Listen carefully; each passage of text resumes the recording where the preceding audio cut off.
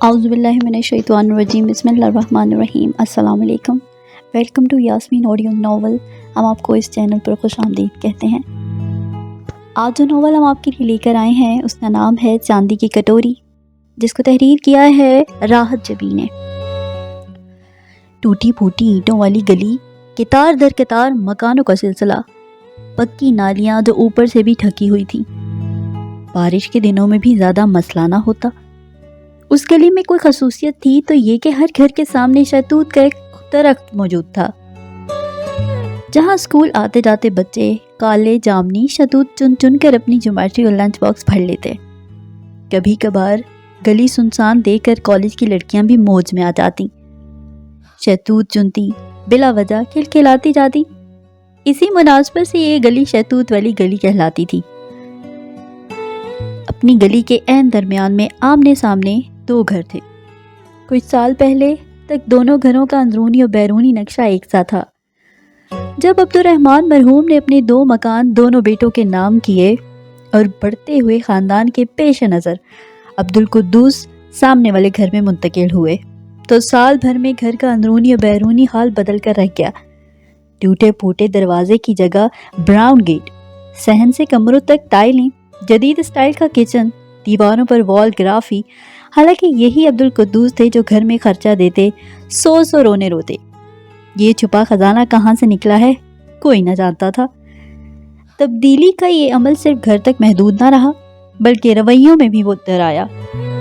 چنانچہ بیبے نے عبدالغفور کے ساتھ رہنا منظور کیا، جہاں پہلے ہی انواع و اقسام کے بچوں کی بہتات تھی۔ عبدالغفور صاحب اور کسی معاملے میں خود کفیل ہوئے ہوں یا نہ ہوئے ہوں، اولاد کے معاملے میں ضرور تھے، اور گھر ہی برسوں پرانا سب زنگا لگا ہوا لوہے کا دروازہ چوں چاں کی آواز سے کھلتا تو آکڑی اینٹوں والی نیم تاریک ڈیوڑی سامنے آ جاتی، جہاں برسات میں پانی بھرتا تو اینٹوں کا رستہ بن بچ جاتا۔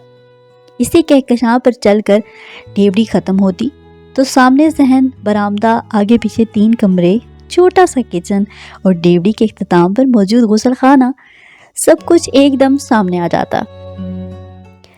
سلین زدہ دیواریں، کائی جمے پیندوں والے گھڑے، ہر کمرے میں کئی نفوس اور ہر نفس کی زبان پر ایک ہی آواز، ریبا کپڑے دھل گئے، ریبا ابا کو کھانا دو، اریبا بیٹی دادی کو کھانسی کی دوا دے دو، اری ریبو یہ چھوٹا کیوں رو رہا ہے، چھوٹو کا بھومپو، اور کسی نے خودرو سے اماں کی صدائیں، ریبا آج کھانا ملے گا یا بھوکا ہی دکان پر چلا جاؤں۔ بڑے بھیا چلاتے، آپا میری اچھی آپا تختی پر پورنے ڈال دو۔ منی کندھے پر لٹک کر تختی ٹاک میں گھسا دیتی۔ سارے مل کر آپا کے گلے پر چھری پھیر دو، اس عید پر قربانی آپا کی کر دینا۔ اس کی خوش نصیبی تھی یا بد نصیبی کہ وہ گھر کی بڑی بیٹی تھی، اور بڑی بیٹی اس طبقے میں کولہوں کا بیل سمجھی جاتی ہے۔ اس سے بڑے صرف بڑے بھیا تھے جو سب پر روب جمانا اپنی پیدائشی حق سمجھتے۔ اری ریبا ذرا دیکھنا تمہارے ابا گوشت لائے تھے، کہیں تھیلی باہر ہی تو نہیں پک گئی۔ اس نے عصر کی نماز پڑھ کر ابھی سلام پھیرا ہی تھا کہ اماں کی دعائی شروع ہو گئی۔ اس کا کتنا دل چاہتا تھا کہ وہ اللہ یا میاں سے لمبی دعائیں مانگے۔ تایا عبدالقدوس جیسا گھر، اسفی بھیا جیسی گاڑی، آپی عافیہ جیسے کپڑے، اور کچھ نہیں، کونے والی فاطمہ نسیم جیسا لمبا خوبصورت محبت کرنے والا شوہر۔ اللہ اتنی ساری دعاؤں میں سے کوئی ایک دعا قبول کر لے گا ہی، اور اس کی خواہش تھی کہ یہ قبول ہونے والی دعا آخری ہو، مگر اماں اس کو لمبی دعائیں ایک آنکھ نہیں بھاتی تھی، خواہ مخواہ بے چین ہونے لگتی۔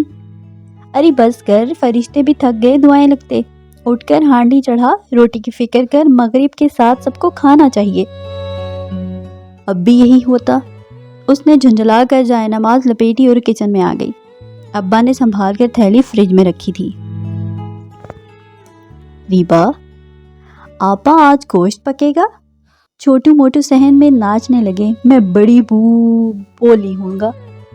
ہاں تم بڑی بوٹی لے لینا، پہلے بوٹی بولنا تو سیکھ لو۔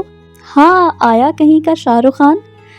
وہ پھرتی سے پیاز کاٹنے لگی، گوشت دھوکر کوکر میں ڈالا، ادرک لہسن چھیلا، کوٹا۔ تھوڑی دیر میں سارے گھر میں کوکر کی شوں شوں ہونے لگی۔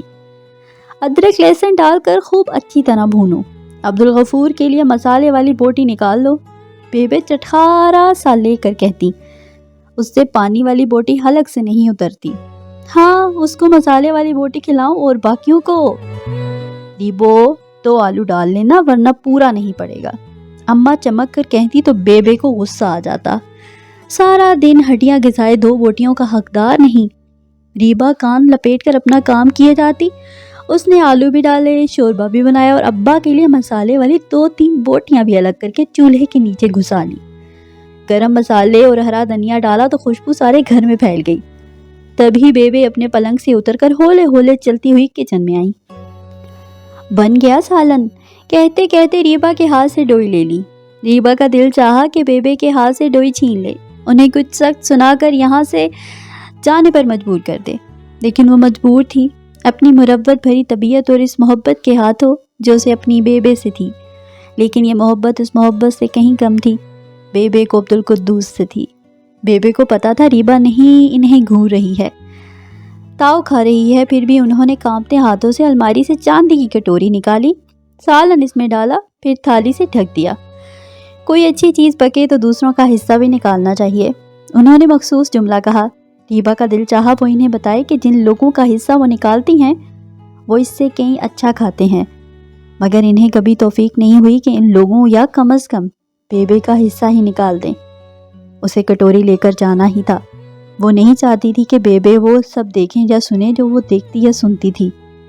وہ یہ کٹوری کسی بچے کے ہاتھ بھی بھجوا سکتی تھی، مگر وہی ہوتا ہے کہ وہ آ کر سب من و ان بیبے سے کہہ جاتا، اور ریبا بیبے کے چہرے پر پھیلی مایوسی نہیں دیکھ سکتی تھی۔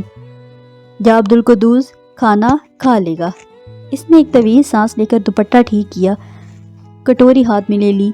روٹی آ کر پکاتی ہوں۔ ایسا ہمیشہ ہی ہوتا تھا، جب بھی اس گھر میں کوئی اچھی چیز پکتی بیبے عبدالقدوس کا حصہ ضرور نکالتی، خواہ انہیں اپنا حصہ کیوں نہ دینا پڑے۔ پچھلے ہفتے وہ گھر لے کر گئی تھیں، سب گھر والے ایک جگہ بیٹھے تھے، بڑا سا ہال درمیان میں پڑا تھا۔ اچھا کھیر ہے، بیبے تو ناحق زحمت کرتی ہیں، بھلا اب یہ کم دودھ اور زیادہ چاولوں والا ملغوبہ کون کھائے گا؟ نیلم نے آج فروٹ ٹرائفل بنایا ہے، بہت مزے کا ہے، تم کھاؤ گی؟ جی نہیں۔ شکریہ کے الفاظ ابھی ریبا کے لبوں میں پڑپڑاتے کہ تائی اٹکلی بات پر شروع کر دیتی۔ وہ ہونٹوں کی طرح پلیٹس میں لے لی ان کی شکلیں دیکھ رہی تھی۔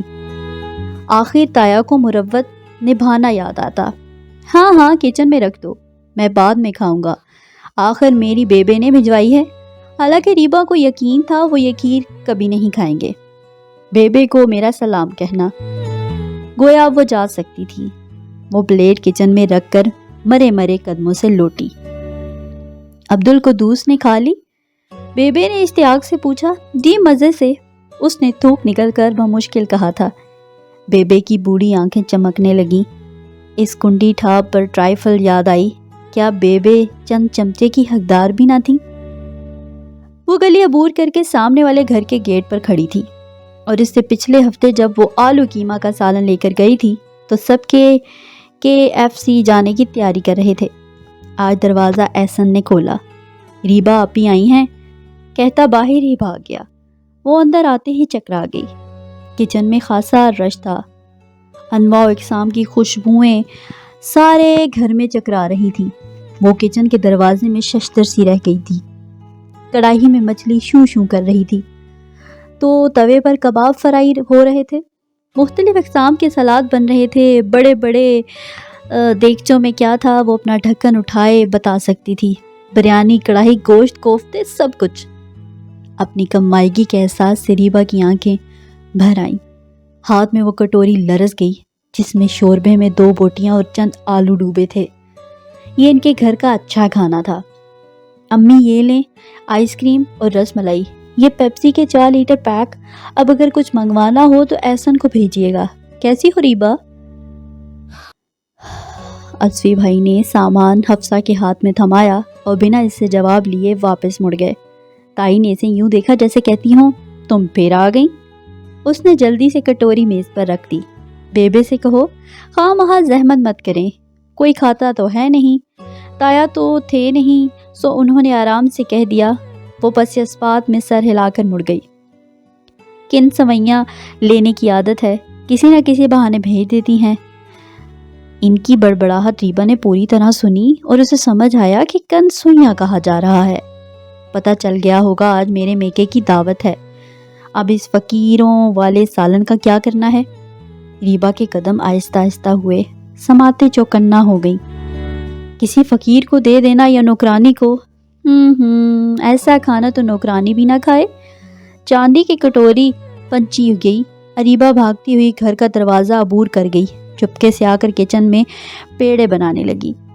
شوربے والے گوشت کی خوشبو نے سب کی بھوک جگا دی، لیکن ریبا کی بھوک نہ جانے کیوں مر گئی تھی۔ اس کے پیچھے ہلکی سی کھٹپٹ ہوئی۔ ریبو، عبدالقدوس نے کھانا کھا لیا؟ لرزتی ہوئی آواز آئی۔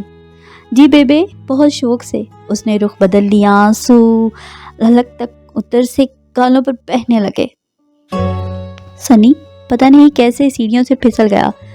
اس کی چیخوں نے سارے گھر کو ہلا دیا۔ سبھی کھانا کھا رہے تھے۔ سنی ان کی بہن کا بیٹا تھا، بلا کا شرارتی۔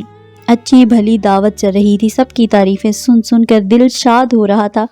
اگرچہ کھانا تو لڑکیاں بھی بنا لیتی تھیں، مگر جو ذائقہ خود ان کے ہاتھ میں تھا وہ بیٹیوں میں کہاں۔ سو شارجہ سے آئے بہن اور بہنوئی کی دعوت میں انہوں نے زیادہ چیزیں خود ہی بنائی۔ اسی شہر میں موجود اپنے دیگر بہن بھائیوں کو بلاتے ہوئے انہوں نے ایک بار بھی خیال نہ آیا کہ سامنے والے گھر میں بھی بلاوا بھجوا دیں۔ جب یہ خیال عبدالقدوس کو نہ آیا تو انہیں کیا ضرورت تھی؟ سنی ماڈل ٹاؤن والی بہن کا سب سے چھوٹا لڑکا تھا۔ مجھے تو لگتا ہے ٹخنا اتر گیا ہے، بچے کی چیخوں سے یہی لگ رہا تھا۔ اصفی نے جلدی سے گاڑی نکالی، بہن کی تسلی کے لیے وہ بھی ساتھ بیٹھ گیا۔ ڈاکٹر کے پاس لے جانے اور ٹریٹمنٹ میں خاصی رات ہو گئی۔ اصفی، ہمیں تو اب گھر ہی اتار دو، بہن نے کہا تو انہیں ماڈل ٹاؤن ڈراپ کر کے رات گھر لوٹے۔ اصفی مردوں کے ساتھ ہی کھانا کھا چکا تھا، جبکہ انہوں نے صرف پکایا ہی پکایا تھا۔ اس وقت مارے بھوک کے پیٹ میں چوہے دوڑ رہے تھے، سر الگ چکرا رہا تھا۔ سب مہمان کھا پی کر بڑے کمروں میں جمع تھے۔ آئس کریم اور چائے کا دور چل رہا تھا۔ سب نے کھانا ڈھنگ سے کھا لیا۔ انہوں نے تھکے تھکے لہجے میں حفصہ سے پوچھا، جو کچن سمیٹ رہی تھی۔ جی کھا لیا؟ توبہ امی، آپ کے میکے والے کتنا کھاتے ہیں۔ سب چٹ کر گئے، ایسا لگتا تھا زندگی میں پہلی اور آخری دعوت کھا رہے ہیں۔ بکواس مت کرو اور کھانا دو، اب تو سر میں درد شروع ہو گیا ہے۔ وہیں ٹیبل پر بیٹھ گئی۔ ارے آپ نے کھانا نہیں کھایا تھا؟ وہ چونک کر مڑی۔ مہمانوں کو کھلاتی یا خود کھانے بیٹھ جاتی؟ انہوں نے چڑھ کر کہا، اب تو سب ختم ہو گیا، جو تھوڑا بہت بچا میں نے رضیہ کو دے دیا۔ سارا دن کام کرواتی رہی، کہہ رہی تھی گھر میں بچے بھوکے ہیں۔ سب کا سب مچھلی چاول گوشت وہ فریج کی طرف لپکی۔ شکر کریں پورا ہو گیا، بےعزتی نہیں ہوئی۔ فریج میں انڈے پڑے ہیں، وہ بنا دیتی ہوں۔ حفصہ نہ جانے کس کے لیے چائے لے کر باہر نکل گئی۔ اوندھے سیندھے پڑے خالی پتیلے، بھائیں بھائیں کرتا فریج، چوڑی ہوئی ہڈیاں، مچھلی کے کانٹے، روئی کے ٹکڑے، کم بخت کمینے سب کے سب خود غرض۔ ماں پکا پکا کر بھاگ گئی، تھک گئی۔ انہیں اتنا خیال نہ آیا کہ میرے لیے کھانا بھی رکھنا ہے۔ سب ٹھوس ٹھاس گئے۔ ان کی آنکھوں میں پانی بھر آیا۔ ہائے وہ کراری مچھلی، خوشبودار بریانی، کمینوں نے ایک کباب بھی نہ چھوڑا۔ ہاٹ پاٹ میں 1.5 روٹی پڑی تھی۔ اچار کے ساتھ ہی کھا لوں، پتیلیوں میں پانی ڈال دیا تھا، ورنہ لگا لگا کر ہی کھا لیتی۔ تبھی آنسوؤں کی دھن کے پار کارنگس پر پڑی چاندی کی کٹوری دکھائی دی۔ انہوں نے لپک کر اٹھائی۔ سالن موجود تھا۔ دھنیا اور گرم مسالے کی خوشبو سے پیٹ میں چوہے دوڑتے۔ انہوں نے کٹوری سامنے کی اور مزے سے شوربے میں روٹی ڈبو ڈبو کر کھانے لگی۔ یہی یہ ناول اختتام پذیر ہوا۔ امید کرتے ہیں تمام ناول کی طرح آپ کو یہ ناول بہت پسند آیا ہوگا۔ چینل کو سبسکرائب کرنا، ویڈیو کو لائک کرنا مت بھولیے گا۔ بہت شکریہ۔